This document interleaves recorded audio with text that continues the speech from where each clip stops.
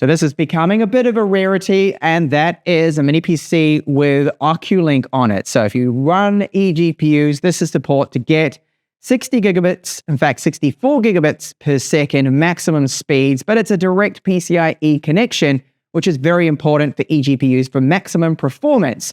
It's housed within this, which is the GMKTec Evo T2 and powered by a Panther Lake chipset. So you can get either the Ultra X7, which I have here with the 358H, or the Ultra X9 with the 388H, which has slightly better turbos and a little bit more in terms of performance, but both of them have a very good integrated GPU, which is the Intel Arc. Now, this is the B390. It's got 12 Xe cores, and they're very quick. And in this unit here, you have also with AI performance up to 180 TOPS, which is great. 64 gigabits of RAM, DDR5, and that is running at over 85 mega transfers. There's Wi-Fi 7 on board, also 2.5 and 10 gigabit LAN, so really fast there. Packed within a reasonable sized, small little mini PC form factor. It's a fantastic PC, as you see in my review here, the Evo T2. I have seen this build before, this same machine they've used in previous mini PCs from GMKTec, but it's all right. So this part is plastic, but we have metal on the outside. So reset for CMOS, power on, USB Type A, this is USB 2.0, then we've got two USB 3.2s right at the front, Type A's. I've got mouse and keyboard plugged into those. Full spec USB 4 on the front and on the rear, and a 3.5 millimeter with mic support here. Good to see that.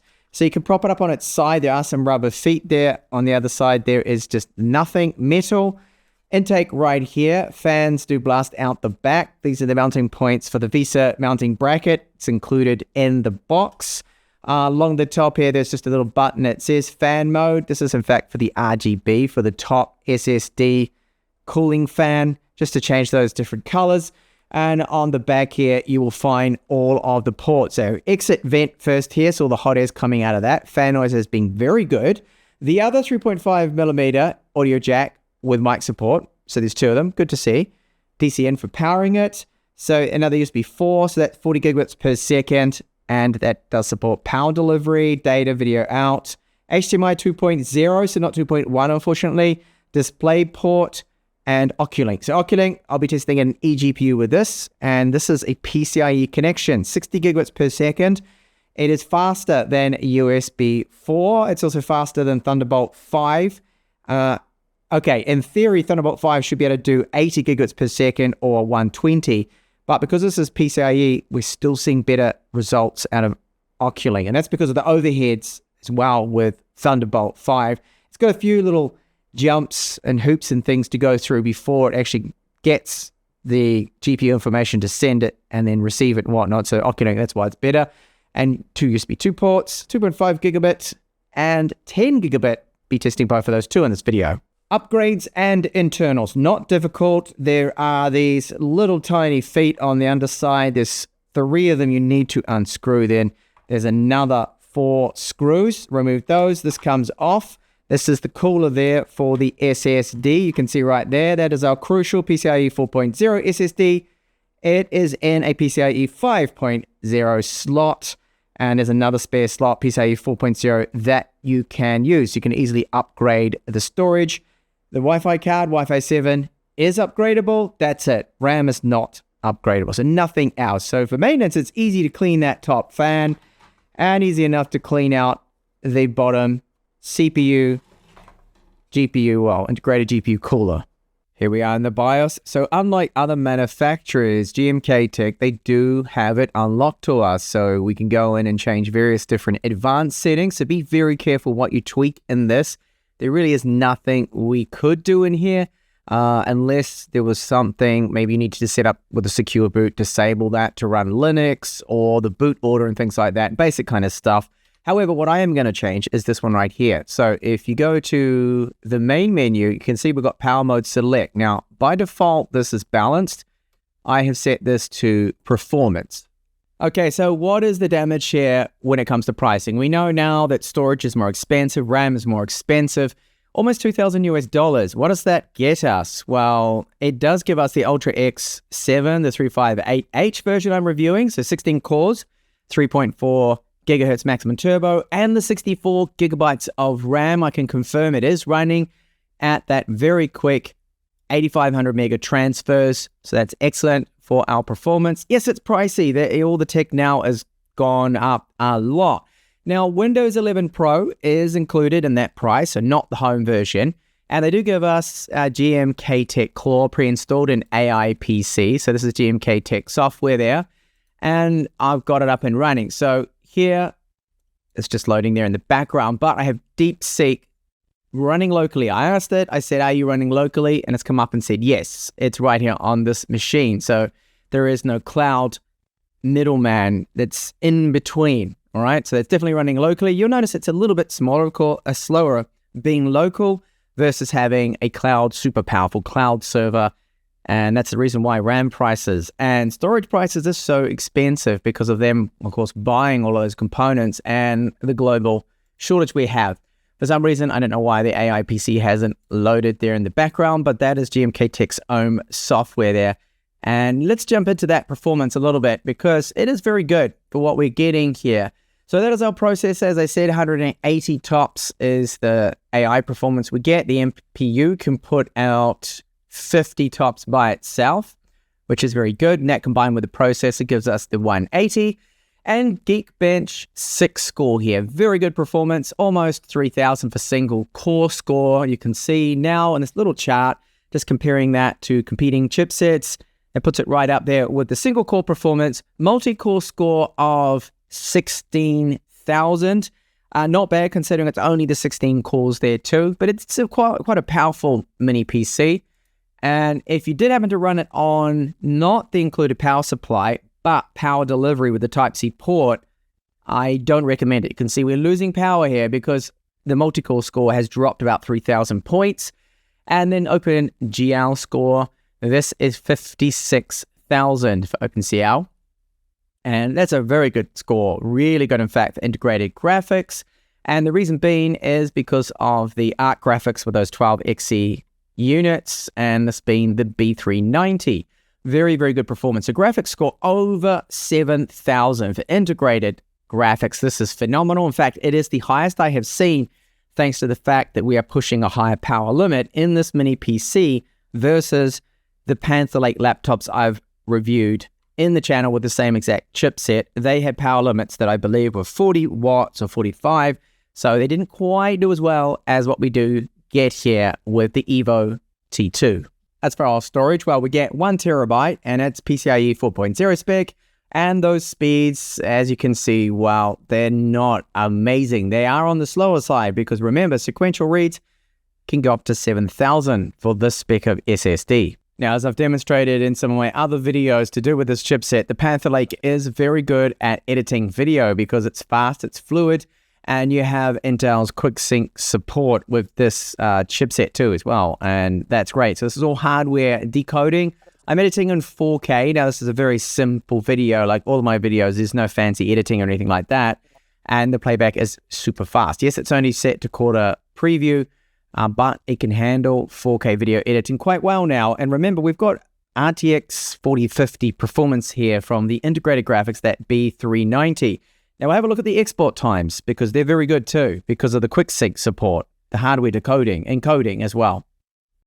I can't seem to export the videos. Every time I try to do that, to do my video export test, I run into this problem, and that is preparing content credentials. I don't know what this is. I haven't seen this before. It gets stuck on this, and it will just sit on this for hours. There's nothing I can do. So at this point in time, I've tried a few things. Rebooted the machine. I have updated drivers. It doesn't seem to want to get past this error, and it seems to be obviously an issue with Premiere Pro at the moment. I do apologize for that, but the export time should only be around about the 24 seconds, so it is very quick for 1 minute of footage, if it works, which it won't at the moment. Now, the Evo T2 works great as a Steam machine, something with RTX 4050 equivalent power. So that means, yeah, you can do a bit of gaming, as I will demonstrate and show you. So I've got Steam Big Picture running here. I haven't got Steam OS installed, so I'm running the PC client version. but in the big screen mode, and just using a DualShock controller here to control everything. And this setup works really well. I'm playing Invincible Versus here. So fighting games, they aren't really that demanding. I got it set at 1440p, and the auto detect settings, which is medium to low settings, and it's running at 120 frames per second. I'm only recording in 30, so you can't see how smooth this really is. But it runs quite well for this. So for low visuals and setting it to 1440p or 1080p, definitely great. So I have to show you this game. It's quite crude, the graphics, but the combat is brutal, realistic, medieval combat, and the weaponry too as well. It's called Half Sword, running at 1080p. We're getting frame rates that are very, very decent here. So I'm fighting a couple of soldiers here, 3 soldiers. And you've got your block and your shield. Movements are with the mouse, and you use and control the left and right mouse buttons. And once you start to get used to it, it gets really good for controlling, and it's absolutely brutal, as I said there.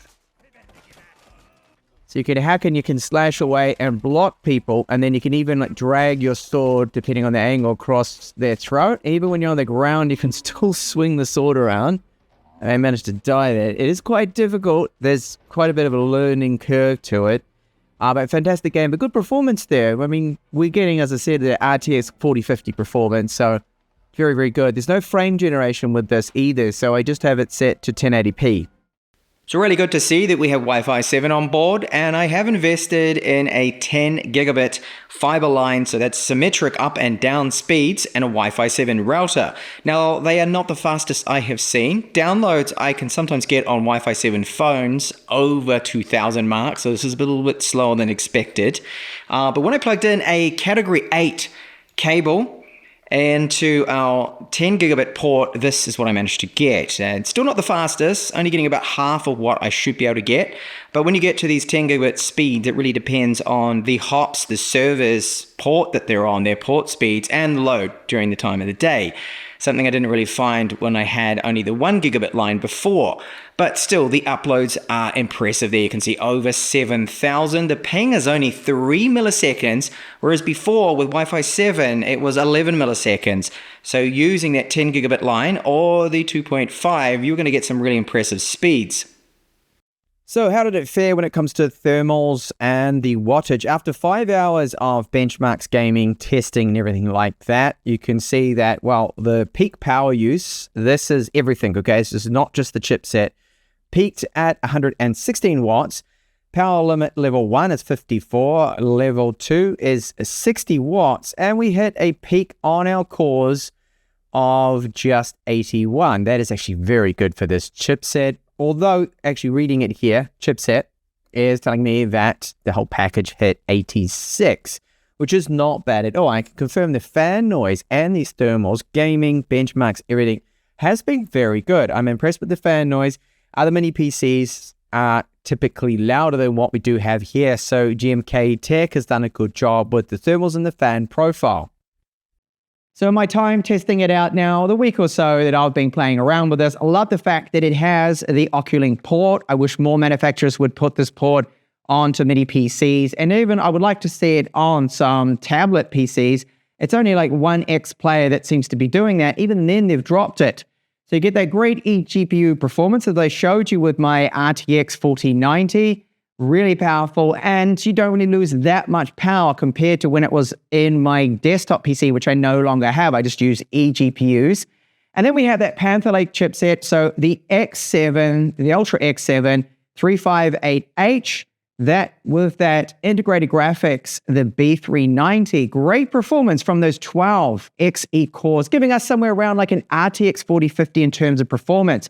Absolutely fantastic. Expandability, well, we can add not more RAM. We've got 64 gigabytes, but it's of course soldered on board. However, SSDs, both of them can be swapped down and upgraded. We've got PCIe 5 support with one slot and PCIe 4.0 with the other. That is the empty slot there. And we could, in theory, add up to 16 terabytes of storage. So you can put in an 8 terabyte drive times 2. Really, really expensive, of course, to do that.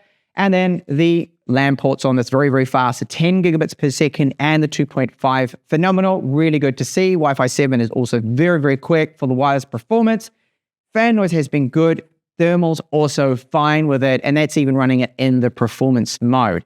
So the downside is the big one that I'll be saying we're pretty much all PC tech from now on, well, at least for another year or so, and that is due to the RAM apocalypse.